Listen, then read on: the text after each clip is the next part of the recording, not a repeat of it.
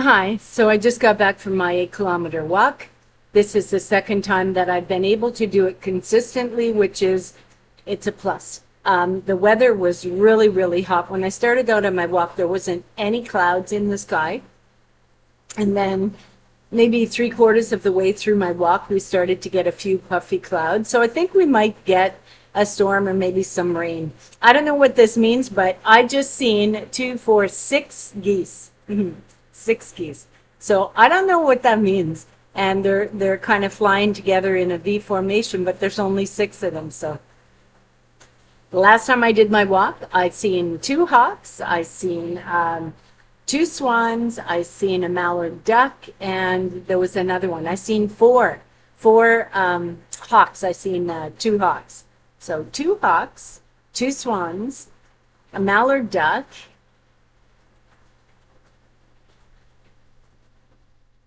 I can't remember what the 4th bird was. And then today I see the geese. So that's pretty cool. That's pretty cool. Anyhow, so I've completed my 8 kilometer walk. I took a shower. My hair gets very, very dry from the sun, and so I use a honey conditioner. I am going to no longer use, and I think I said that in the last video, I'm not going to use any shampoos at all. The sulfate in a shampoo is what makes the shampoo foam up. And I found that the Pantene, I think it's Pantene, I got it from the dollar store, and another brand that's, it's a cheaper brand. I like the Pantene. However, I checked the back, and I think this one has, it could be a knockoff though, I don't know, but it has sulfate in it. So I'm not going to use it. Anyhow, it's almost all gone. But I am going to go and get some coconut shampoo and coconut conditioner from the health food store. So I have to budget for this, and I have to be very, very select. I have to also be very frugal with it. So I don't wash my hair every day. There's no need to. No need to. A shower, cold water, and I'm fine. And I'm fine for a couple of days. I only think that when you wash your hair, unless it's really like, I wouldn't go like weeks and weeks without washing my hair, but I don't think anything's wrong with going a couple of days with not washing your hair. My hair, it doesn't get dirty. I'm 63 years old. I don't really do that much. You know what I mean? So my hair is fine. But I am going to, as I said, get the coconut oil, conditioner, and shampoo. And I did get that from Barbara O'Neill. She is a holistic practitioner, and I read her books. I watch her shows. And, excuse me. I picked that up from her. And I don't know why I'm doing, I think I got cinnamon in my throat, dry cinnamon. Okay, so it's not my supper time. It's actually, because I do my walks in the morning. Okay, so it's only 1:30, and I don't eat till 2 o'clock. However, I am breaking my fast because I'm having my kefir with the cinnamon right now. And the reason why is because this morning, all I had was water and Corella. So I break open a tablet of Corella, I put it in the water that I have boiled, and I drink that. And that helps me to get rid of the excess fluoride that's in my system. And I truly, truly, truly believe that that's where my problems are stemming from. Either that or the black mold that they had in here. Because I am feeling better. I had some skin lesions that started on my face, and I was concerned about them being cancers. And as you notice, except for the wrinkles, there's no marks. Yeah. So my skin is very resilient, and it bounces back very quickly. I did have it was a big raw spot, and it's since all dried up, everything has cleared up. So I'm good with that. I also am good with the walking. I was so exhausted today from the heat. It was unbearable. It was unbearable. And I don't know what's taking place, but when I wake up in the morning, I'm finding that I'm getting leg cramps. I need that potassium. I cannot find it anywhere. Potassium and magnesium. And I'm not going any longer without it. Next week, I'm going to get some. And I'm damn sure that that's why I'm waking up with muscle cramps. I don't have problems with my muscles. I haven't had issues with my health for a while. until I ran out of the potassium. And now my blood pressure goes high. I'm having muscle cramps. I'm having muscle aches. I haven't had a Charlie horse for years. And the other day I woke up with the Charlie horse in my leg. So I know I need my potassium. So I've got to find it somewhere. Cinnamon. Anyhow, so I'm trying to hydrate. I'm using the Himalayan salt, the pink Himalayan salt. I'm using that every time I have a glass of water. I put a tiny little bit on my finger, put it on the tip of my tongue, and I let it actually makes me salivate. And then I drink my water because it encourages the water to cross that barrier. And so that way my body is actually getting the water instead of going right through my system, right? So, and I need that because I'm finding that I'm dehydrated very, very quickly. I mean, I am 63. I had someone say to me the other day, you got to stop using that as an excuse. It's not an excuse, but it works. Anyhow, so I'm having my kefir, however you want to pronounce it, with cinnamon, and I'm not going to have anything else until I think today I'm going to eat at 3 o'clock and then have nothing else for the rest of the night except for water and lemon juice, right? So that's all part of the process. That's part of the healing journey. And, you know, this is going to be a lifelong journey from now until the good Lord calls me back. This is going to be a journey of discovery and experimentation with different foods, different ideals, things like that. So I was watching a show the other day by Barbara O'Neill, and she was talking about bread.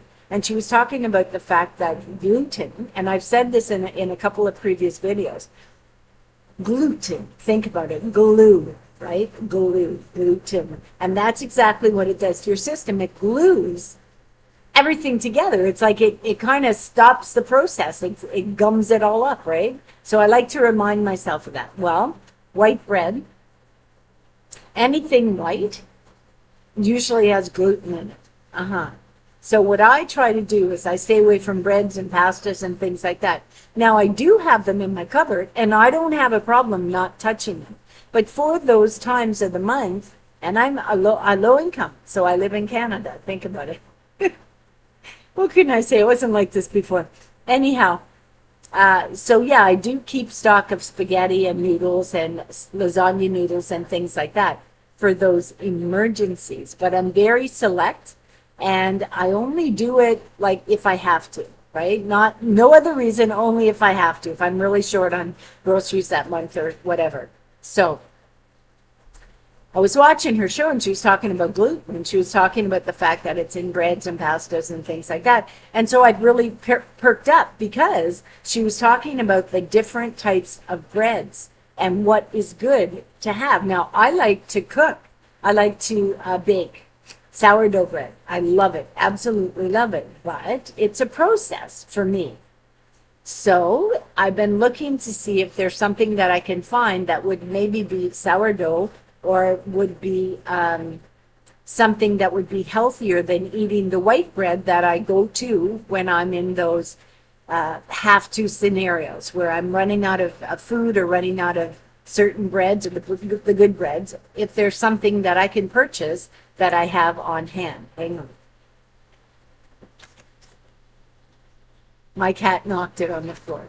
Okay, so I don't actually think I need my glasses to read this. Can you believe that? Okay, so I was looking for totally gluten-free bread. Okay. So she gave a couple of them, and I'm going to start purchasing these products and maybe even a couple of loaves of this type of bread and put it in my freezer for those just in case times, right? So the first one is buckwheat. And she said that buckwheat comes from the seed family. Yeah. Buckwheat's not a wheat. It comes from the seed family. Millet. And she said to get the mulled millet with the millet with the casing off of it, right? Because even animals, she said, when they eat it, they chew it up and they take that casing off and eat the inside. So millet. and I do have millet. Quinoa, and she said with the quinoa, if you're making it as a breakfast cereal, which I'm going to try. You put applesauce and coconut cream milk, like the coconut milk. Yeah, so I'm going to try it. We'll see. I make my own applesauce. Coconut cream, I've never tried. I tried the almond. I liked it, but then I found that it's not actually as healthy as they say it is, and there was a recall on them. So I'm going to try to get the coconut cream milk, make some applesauce. I do have apples, and I'm pretty sure, I might even have some quinoa. I think that's how you pronounce it. Now, there was a few that she said that I would never go to. Corn, never. But it's gluten-free. Corn flour, it's gluten-free. Rice flour, gluten-free. I have rice flour. I have a lot of rice flour. And sorghum, or sour gum, sorghum, sorghum.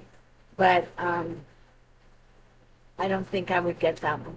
Because the way she was describing it, it sounded like kind of pasty. Okay, I wouldn't do that.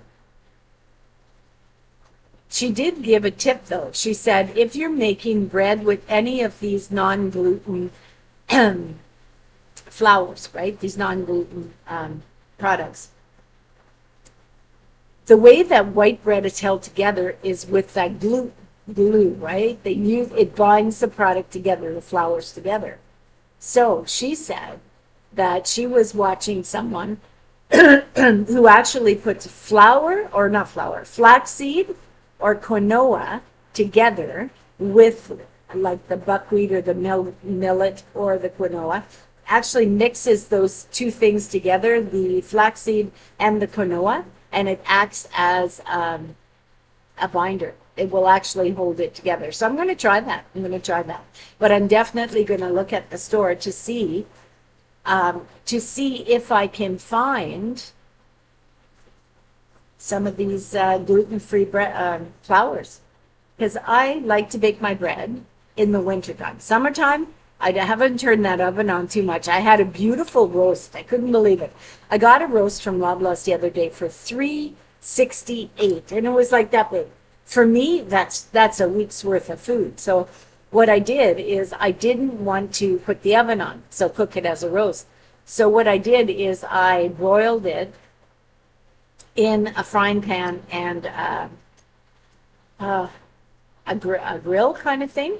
So I broiled it on top of the stove, and I put all my spices. I put my oregano. I put my all of those spices. I put garlic, and it is amazing. So tonight for supper, that's what I'm going to have, as I'm going to have my meat. So, but it was a pork roast, and it was a little over $3. Now I'm not really sure. I can't say exactly. It might have been maybe $3.68 or three. I don't know. It was three something. I'm pretty sure it wasn't. I don't know. But I mean, think about it. $3. $3 a little. So you're looking at maybe $4 altogether. You know what I'm saying? So you can't beat it. You can't beat it, and it's going to feed me for a couple of days. So I'm good with that. But I am definitely steering away from the white bread because of the gluten situation. I'm finding that I'm starting to lose weight again, but I did start drinking the kefir with the cinnamon again. I had ran out, and I didn't have, they put the price up. The price is now $7.49 for the Meadows Organic Kefir. So I've opted to take a cheaper brand, but it's not as good a quality as the Meadows brand. So I bought some Meadows the other day. I've been drinking it nonstop, well, every day. I drink my 16 ounces for sure, sometimes a little over, and I have lost another 3 pounds. So between the walking, between the cutting out the gluten and the inflammatory foods, I have gone down to 129 pounds. I would love to get down to maybe 125. So we'll see. I'm not going to push it. I'm not going to, hold my nose to the grindstone. If it happens, it happens. I'm content, but I would choose to be a little bit smaller. I feel healthier. So anyway, this is just a short little blurb to talk about my walk and some of the things that I am going to be doing. I also would encourage you to go back and look at my previous video about fluorine or fluoride. So I posted an online article that was in the news the other day. I posted, it was in print. Anyhow, this one I was able to post because it isn't from one of the newscasts, okay? This was a printed article, and I would encourage you to read it. I encourage you to look up what an overabundance of fluoride in our systems, in our body, in our water, in our food, in our supplements, in our hair care, in our cosmetics. What happens when you have an overabundance of fluoride? And you just might be shocked. So I'll see you in the next video. The good Lord be with you.